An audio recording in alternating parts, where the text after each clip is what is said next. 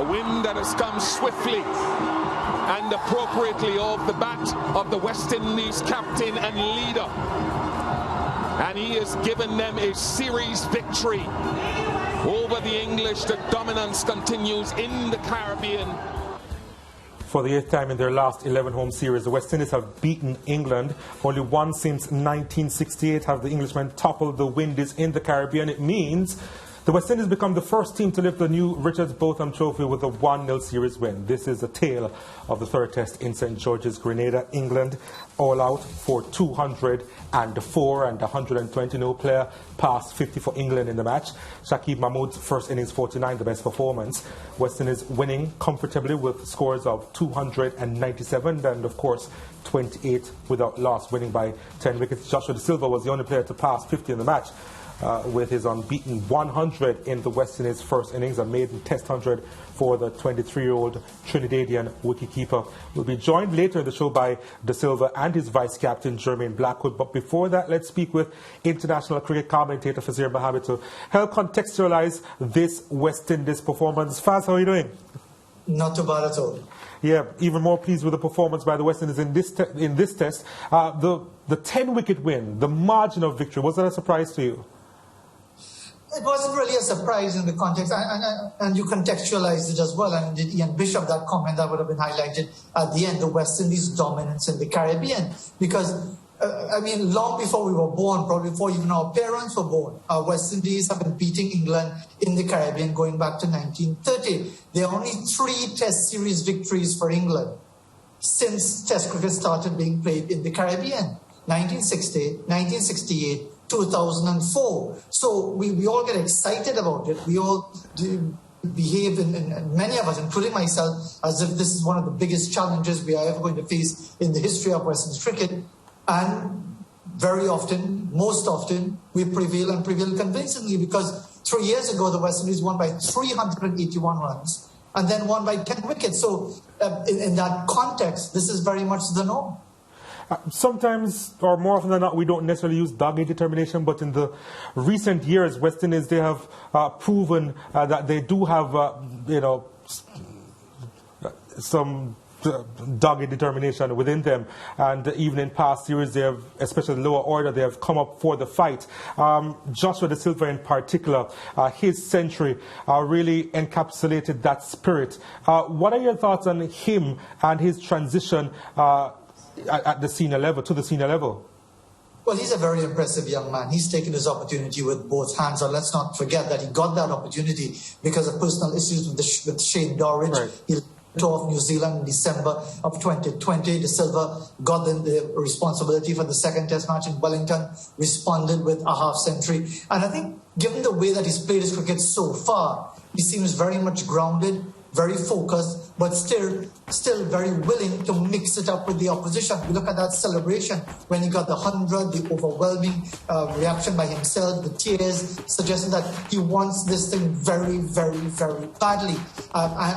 Again, he's ready to take on the opposition on the field with the chatter and all of that. But more than anything else, you would hope that he would not get carried away by this, because we've seen this before. We think of another Trinidad and Tobago wicketkeeper batsman, Danish Ramdin, someone with sumptuous ability, but in the end fell out of favour because of his own indiscretions and because of his own way of leadership and the things he did as far as his comments and so on. And when he was discarded as West Indies wicketkeeper batsman, he was arguably still the best keeper in the region. So it's not about saying, well, this could happen to you, but someone like a Joshua Da Silva, with all of the promise that he's showing, needs to recognize that, as you said correctly, he's just 23 years of age.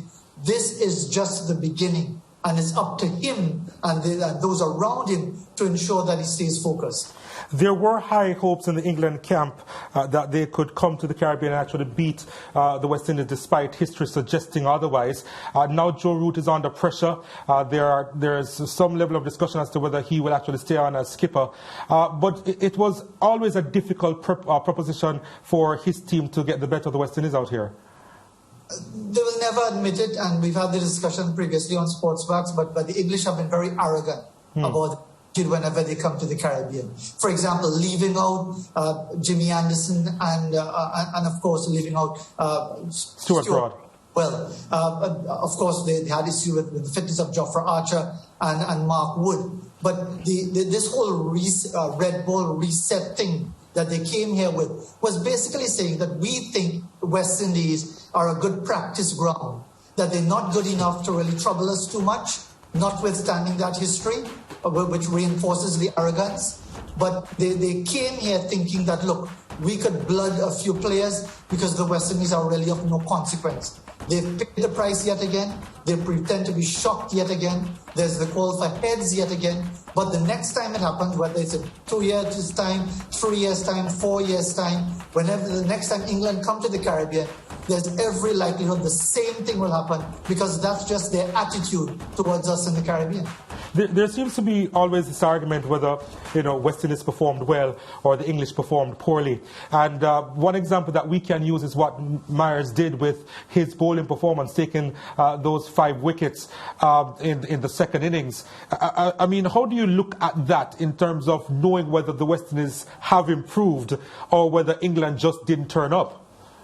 I think there's no question that West Indies lift their game when they're playing England. It just seems a natural thing because of that historical colonial connection. There seems an extra motivation to want to perform well because we are still very much caught up in the history of the game, the Englishness of the game, Lord's headquarters of the game, such a big deal, players, and therefore to do well against them, players lift themselves. And of course, there's a greater prominence. Getting 5 wickets against Sri Lanka in Colombo or goal doesn't get as much attention as getting them against England, and especially when you win a test match series, and it creates a lot of opportunity as well. So there's no question that the players lift themselves mentally, technically, focus-wise, and indeed Craig Brathwaite said it when speaking to Ian Bishop at the end of the match yesterday. He said that in the camp, they identified this as a winnable series because they knew that record, they know that record against England. And on the English side, as I said, they come here and lose. That is the modus operandi, with the exception in 2004, 1968 and 1960. As for their cricket, they need to sort out their own issues, whether they've got it completely wrong, whether they need to change their focus, whether they are paying the price for the 100 and they're focused on the white ball game. That is their story. From the West Indies point of view, they need to recognize that beating England is nothing out of the ordinary. It's what happens after beating England what really matters. Yeah, I guess the question is, in order to be a top team in the world, how do you transfer energies across series? And let's hope that the players will be able to rise up and answer the call in future series. Thank you very much, Faz, for your time, and we'll link up soon. Always a pleasure. Take care. All right, so after the break, we are chatting with West Indies players Jermaine Blackwood and Joshua Da Silva, so don't go anywhere. Stay with us.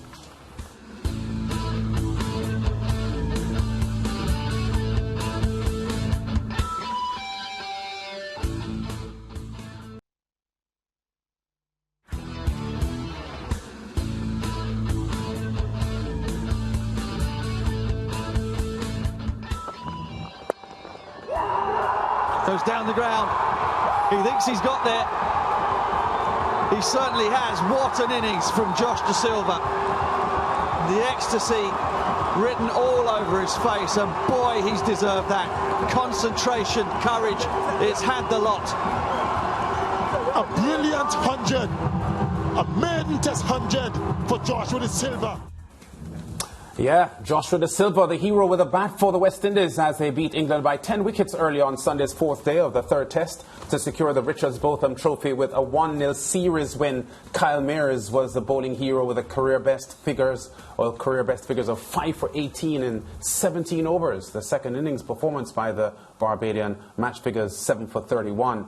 We are now joined by Da Silva, and he talks to us now on the SportsMax Zone. Joshua, first of all, let me congratulate you on behalf of the Zone team on the performance individually that you contributed to the West Indies' success, but the team overall, because the entire series had players popping up at different times from the first test to the second test to the third test, putting their hands up to ensure that this turned out to be a series win for the West Indies. I'm sure the success has sunken in now, Joshua.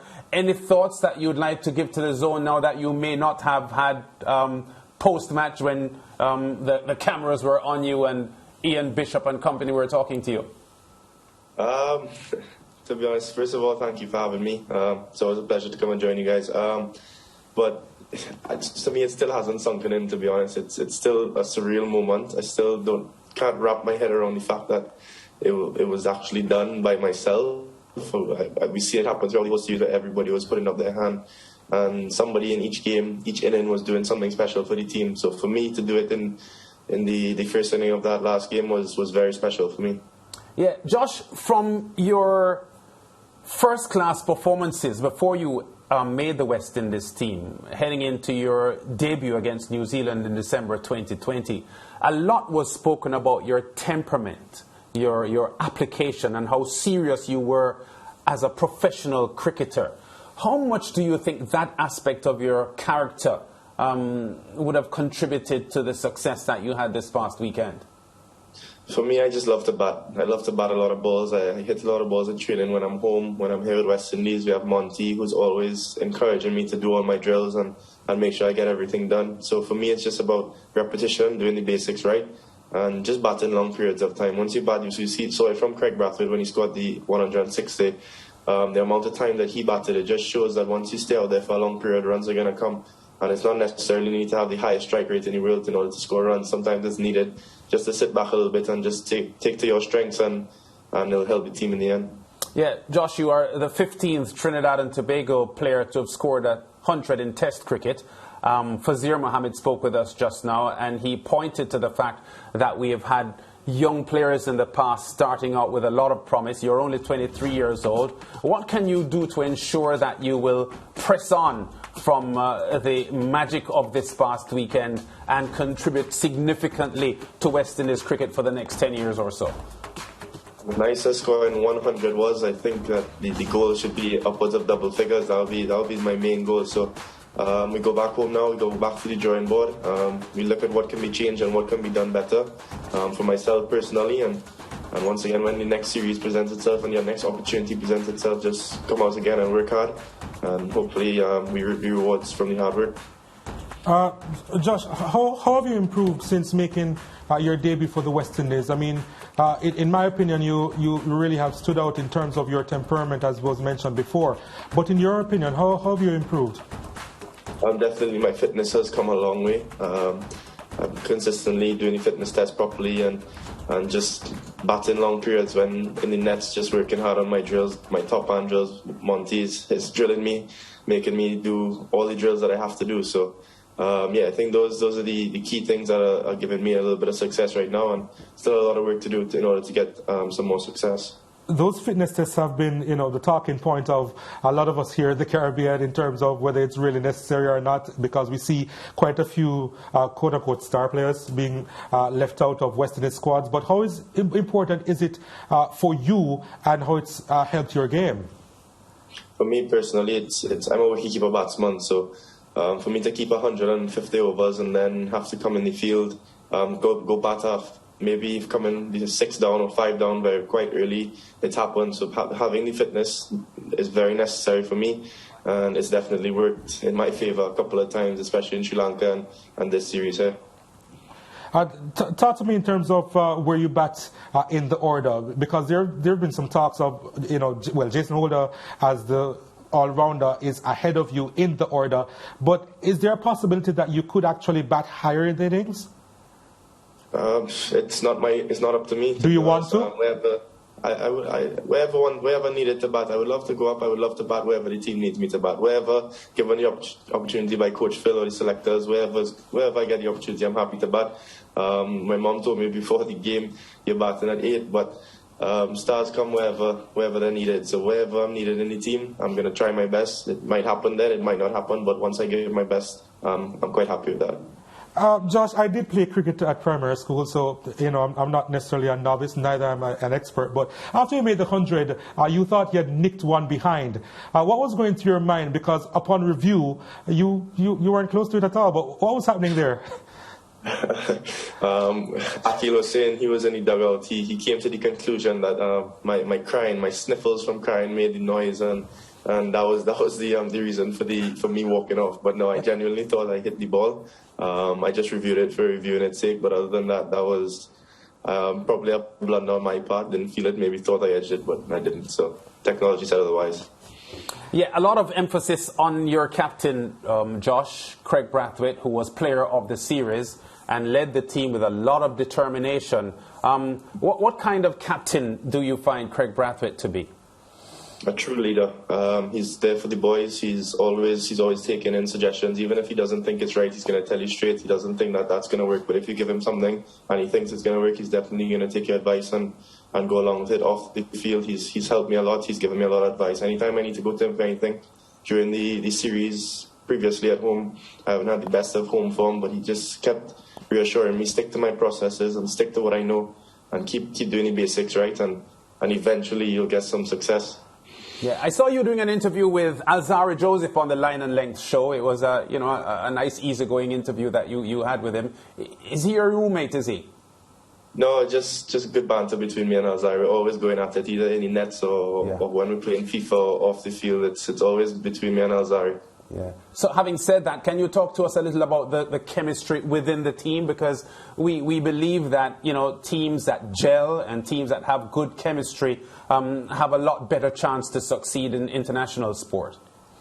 Yeah, definitely. The team, in my opinion, has been gelling really well. We have Jason Holder, Jermaine Blackwood, Craig, Kemar Roach, all senior players that just bring and make all the youngsters feel welcomed. And it's good to see that myself, Jaden, Kyle Mayers, who's new, and Nkrumah Bonner, all new to Test cricket, who are putting up their hand at times when needed. It's not only depending on the senior players, and that just makes the whole team feel good. And whenever somebody does well, everybody's happy. If I make 0 and Jermaine makes 100, I'm just as happy for Jermaine as if I scored the 100. When I scored 100, Jaden was more excited than me. Yeah. So it's just, I think the chemistry is really, really good and moving in the right direction. Yeah, in that same Line and Length interview with Alzari, he was professing about how outstanding a cook he was, and you were suggesting that you were anxious to taste his cooking. Have you done that yet? I haven't gotten the ability to, but he's off the IPL now, so hopefully when he comes back and we have a kitchen, I'll definitely take him up on the offer again. So are you truly anxious to taste his cooking, or was that just for television? No, I'm definitely, he called my own paw, so I need to taste his own so I can tease him about his. All right, we know that the West Indies has the problem of consistency. So I know the fans are happy now with what happened against this England team and the series success that they've had there. But can you tell us from a team strategist standpoint, the kind of work that is going into the team to ensure that the team is more consistent and we don't have these fluctuating performances from series to series?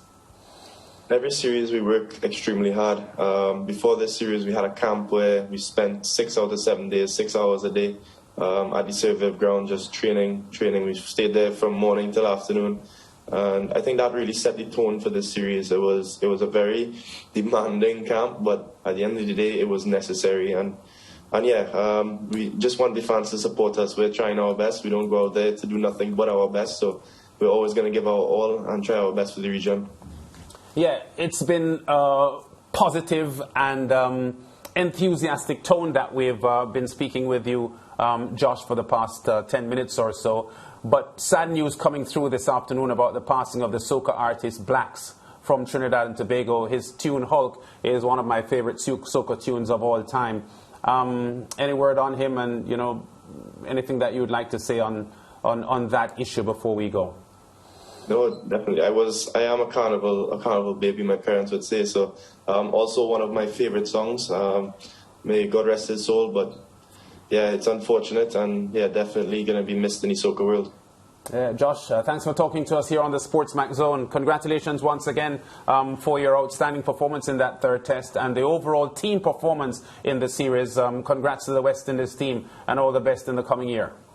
Thank you. Yeah, Joshua Da Silva there, very, very outstanding, Donald. And I tried to glean from him earlier on about his temperament, because before he made the team, there are a lot of people supporting his inclusion or selection to the team, because we saw something in his temperament, his focus, his dedication that made us feel as if this young man was serious about a career in cricket. And I know he hasn't flourished since his career started, only 4 half-centuries. This was his first century. But throughout his difficulties in trying to get the pace of international cricket, you see the focus there. And I just hope, anticipate that Da Silva will be a good one for the West Indies in the coming years. Kind of reminds me of Brendan Nash. Remember him? Yeah. He seems to have the same focus as Brendan Nash. So I like how he comes across to his teammates. Yes. He's fitted in well. Yeah. And I have time for him. I do have time for him. He averages 32 at the moment, which isn't bad compared to past West Indies wicketkeeper batsmen that we've had, and it holds up in the international community as well. But I actually seeing him improving. I think he has scored over 600 runs in 14 Test matches or so. So yeah, I expect a lot from him, and he seems to have his head on his body. Just 23 years old.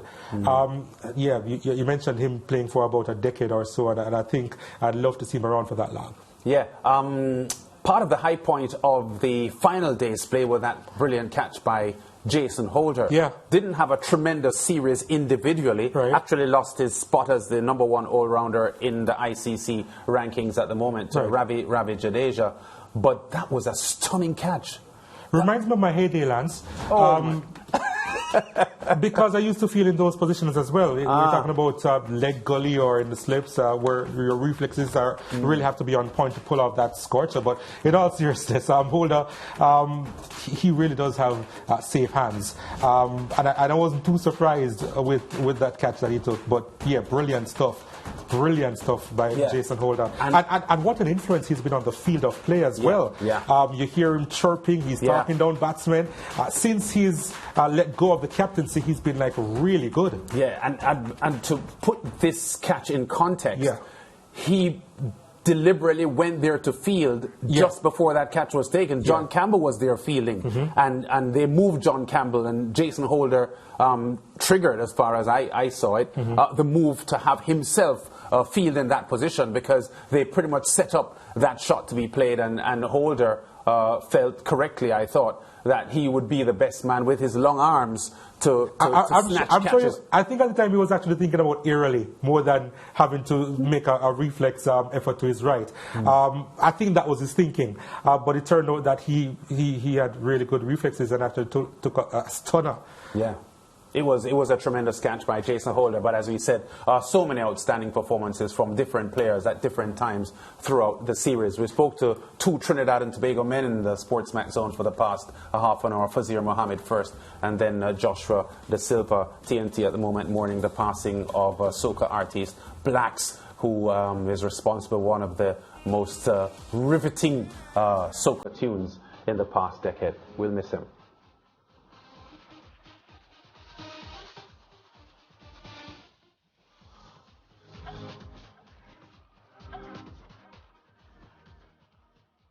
Keep watching SportsMax on YouTube for live and exciting sports. Subscribe to SportsMax on cable and download the SportsMax app to watch anytime, anywhere.